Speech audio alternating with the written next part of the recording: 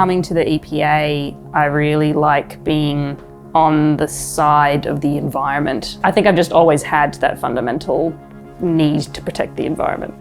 It's everyone's duty to make this world a better and cleaner place. So I love that about working at EPA. I feel like I'm doing my part. We are a science-based and evidence-based regulator, so it's very integral, providing those evidence-based decisions. The science team has to provide the advice to the decision makers within EPA. They can't make those decisions appropriately without that advice, without the knowledge that science team has. From a regulation standpoint, the science is what informs, I guess, the policy. So it's important that there are scientists who know sort of the fields of study to be able to provide advice to the other parts of the EPA. In science and in EPA in general, the whole of science works together, which means that even though I belong to the incident monitoring team, I can anytime go to a water team and ask for their help. So that means that I can just learn from everybody else throughout the science team or the EPA teams. Science team has a really collaborative environment, so it kind of like solving different pieces of the puzzle, so it can come together some sort of really nicely at the end. And I work to be part of this team of puzzle solvers. There's so many opportunities to do stuff outside your role. That could include things like short-term contracts in a different part of EPA, or it could include even going to a different part of the Victorian government. So I've been able to work in the senior science advisor role. I've also worked over in the chemicals and waste team as well. And then you can, move around or move back to your old role and have that, extra knowledge that you can use to support your team.